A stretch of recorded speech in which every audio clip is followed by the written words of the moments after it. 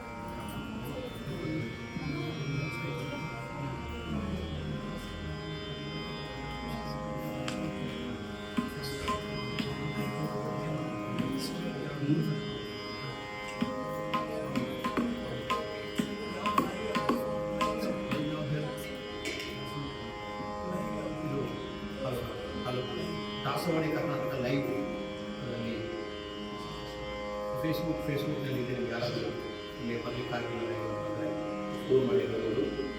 ಎರಡನೇ ಗೀತೆಯನ್ನು ಪ್ರಸ್ತುತಪಡಿಸ್ತಾ ಇದ್ದಾರೆ, ದಯಮಾಡೆ ತಾಯಿ ಅಂತ ಹೇಳಿ ಮಧುವಂತಿಯಲ್ಲಿ.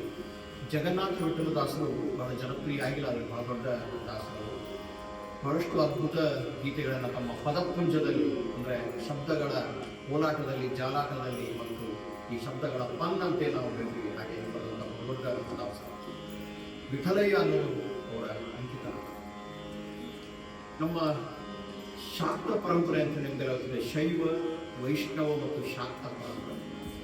ಶಾಕ್ತ ಪರಂಪರೆಯಲ್ಲಿ ವ್ಯಕ್ತಿ ಸಾಧನೆಯನ್ನು ಮಾಡಬೇಕಾದರೆ ಮೊದಲು ಸರಸ್ವತಿಯನ್ನು ಕಲಿಸ್ಕೊಳ್ಬೇಕು. ಅದು ಸಂಗೀತ, ಸಾಹಿತ್ಯ, ವಿಜ್ಞಾನ ಯಾವುದೇ ಇರ್ಬೋದು. ವಿದ್ಯೆಗೆ ಅಧಿದೇವತೆಯಾದಂತಹ ಸರಸ್ವತಿಯನ್ನು ಒಲಿಸ್ಕೊಂಡ ಅಂತಂದರೆ ಮುಂದೆ ಆ ಸರಸ್ವತಿಯ ಕೃಪಾಶೀರ್ವಾದ ನಂತರ ಬರೋರು ಯಾರು ಅಂತಂದರೆ ಅಧಿಕಾರ ಅಥವಾ ಉದ್ಯೋಗ. ಅದು ನಮ್ಮ ಪಾರ್ವತಿ ಶಕ್ತಿಯ ಸಂಕೇತ, ಸರಸ್ವತಿ ವಿದ್ಯೆಯ ಸಂಕೇತ. ಅವೆರಡೂ ಬಂದ ಮೇಲೆ ಬರೋದು ಹಣ, ಲಕ್ಷ್ಮಿಯ ಸಂಕೇತ. ಹೀಗೆ ಪಾರ್ವತಿ, ಸರಸ್ವತಿ ಮತ್ತು ಲಕ್ಷ್ಮಿ ಮೂರೂ ಜನರ ಒಂದು ಆಶೀರ್ವಾದ ಇರಲಿ ಅನ್ನೋದರ ಸಂಕೇತವಾಗಿ ನಮ್ಮ ಶಾಕ್ತ ಪರಂಪರೆಯಲ್ಲಿ, ಪುರಾಣಗಳಲ್ಲಿ ಅವರನ್ನು ಬಹಳಷ್ಟು ಸ್ತುತಿಸಲಾಗಿದೆ. ಹಾಗೆಯೇ ದಾಸರು ಕೂಡ ತಮ್ಮ ವೈಷ್ಣವ ಪರಂಪರೆಯಲ್ಲಿ ಅನೇಕ ದೇವಿ ದೇವತೆಯರನ್ನು ಸ್ತುತಿಸಿ ಹಾಡಿದ್ದಾರೆ. ಅಂತಹ ಒಂದು ಗೀತೆ, ವಾಗ್ದೇವಿ ಸನ್ಮತಿಯೇ ಪ್ರಗತಿಯನ್ನು ನೀಡಿ, ವಿದ್ಯೆ ಗೆಲ್ಲಿ, ಅಧಿಕಾರದಲ್ಲಿ ಸಂಪತ್ತಿನಲ್ಲಿ ಅನ್ನುವಂತಹ ಸಂದೇಶವನ್ನು ಗೀತೆ ದಯಮಾಡಿ